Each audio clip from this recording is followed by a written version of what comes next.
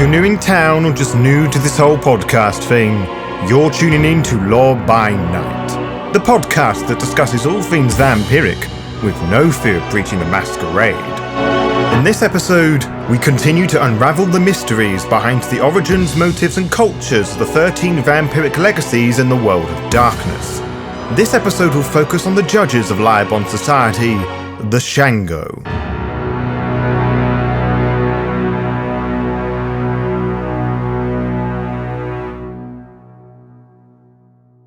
The worshipping of deities and spirits can be found across all Laibon cultures, that is no secret, as I am sure you are fully aware by now, given our many discussions on the Laibon, the kindred of the Ebony Kingdom. Most, if not all, legacies have their cultures, beliefs, and names derived from an African deity or spirit, and the Shango are no exception. You may know that the Shango was a powerful Yoruba spirit that others may ascribe the title of God. I doubt that you did though, why would you? Shango is an Orisha, a type of spirit in Yoruba religion, known for his powerful axe, which the Shango have adopted as their clan symbol. The Shango is considered to be one of the most powerful rulers that Yoruba has ever produced, and is noted for his anger. He represents thunder, lightning, dance, virility, and, most relevant to tonight's discussion, justice. Whether the individual called Shango who brought prosperity to the Oyo Empire was a powerful kindred or not, it is impossible for me to say at this time. But what I do know is that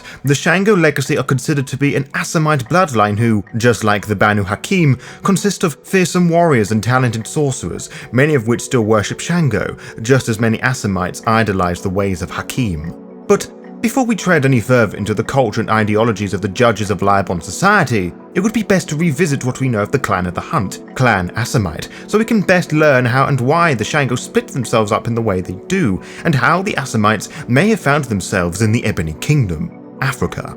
This means we are going to retell one of the stories regarding the Assamite antediluvian and his subsequent chowder.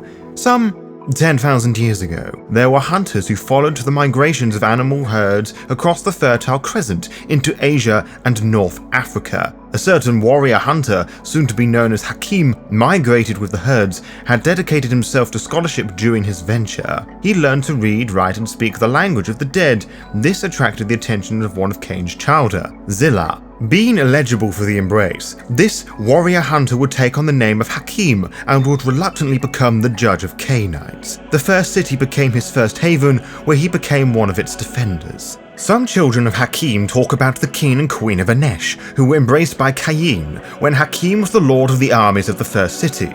As a mortal, Hakim served under the king and queen, but they became evil and cruel, so he decided to cut off their heads and use their blood to bestow the embrace upon himself. Either one of these stories could be viable origin stories, perhaps both of them being true in some form. However, I can tell you now, as I did before, that the second story is entirely false. If you wish to remember what I'm talking about, I suggest revising the notes you made on the Assamites. It is said it would not be until the creation and the move to the second city that Hakim would embrace his own, who would act as the city's law enforcement, by the insistence of Salot. Some would argue against this, as no clan would have tolerated being judged and punished by one clan, and yet everybody lets the vengeful rule the night and let the power go to their tiny little heads. I would argue with you that Hakim did embrace individuals in Africa, hence the existence of the Shango. You probably remember that the Banu Hakim were cursed by the Bali, which made them all the more addicted to blood, a curse that would carry over to the Shango line. The Shango do have their own variation on where this curse originates from. As I mentioned previously, they believe they are descendants of Shango, a spirit of thunder, whose shortcomings is often described as one filled with exploits.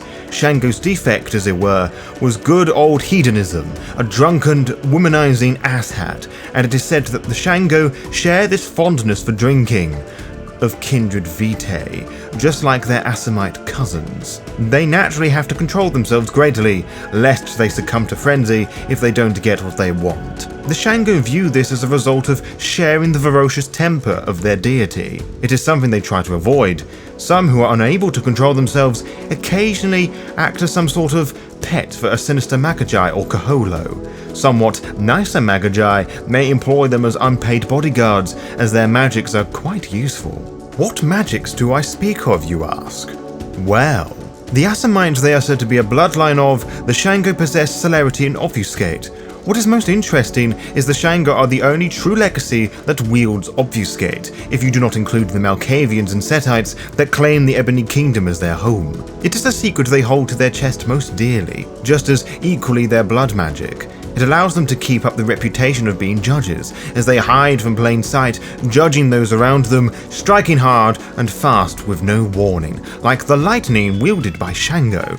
I am of course referring to the use of celerity there. Obfuscate in the Ebony Kingdom functions exactly the same as it does in the Western world, but there are two differences, the first being the names of the powers. For example, Mask of 1,000 Faces is referred to as Trusted Friend. The other difference is that the Shango will pray, asking help from Shango in not being discovered.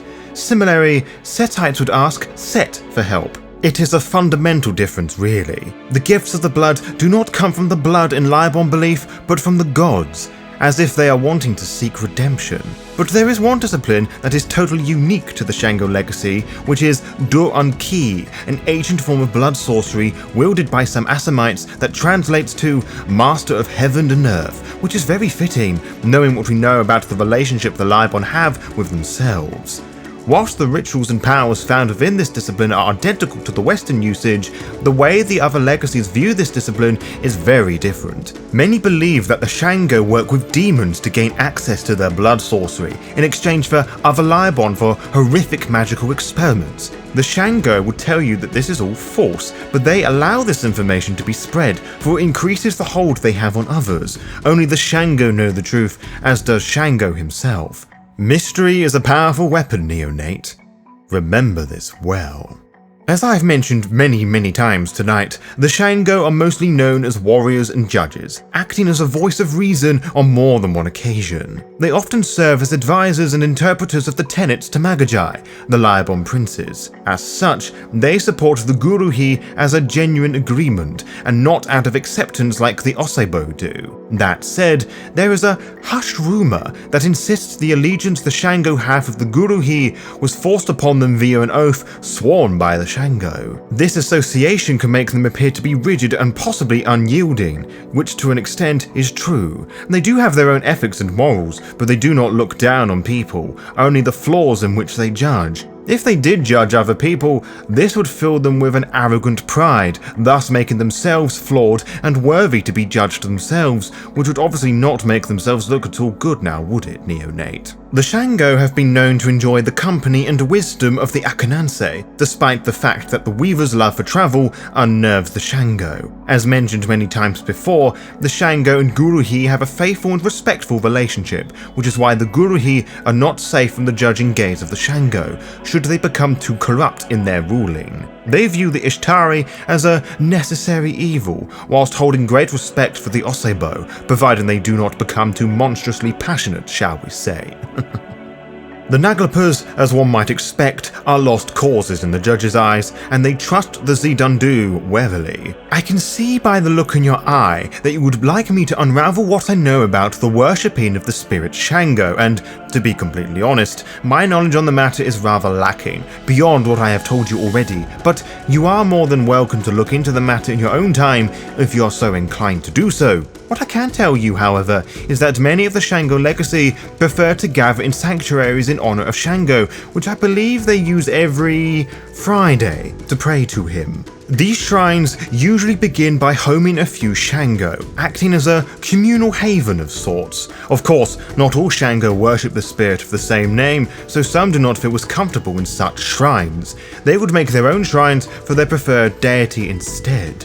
Such non-Yoruba Shango naturally find it difficult to worship a new deity, as I am sure anyone can understand. Whilst this inconvenient transgression is forgiven by others, the non-Yoruba Shango walk a lonely road as a result if they choose to reject Shango. Others can find a way to worship him, if so with the greatest reluctance. And this is not to say that fiends are straightforward for the Yoruba Shango either. Many do not just worship Shango exclusively, accepting Shango as their patron. The most popular choice after him, I am told, is Oya, the formidable goddess that was said to accompany Shango in battle, with an impressive command over the dead. Such devotees are often women who, like their male counterparts, are tremendous fighters. Worshippers of Oya have been known to pursue necromancy, which reminds me a lot of the Lamie. Then there are those who worship Oshan, the Yoruba goddess of water and the weather. Then there is Oronmila, whose worshippers practice divination,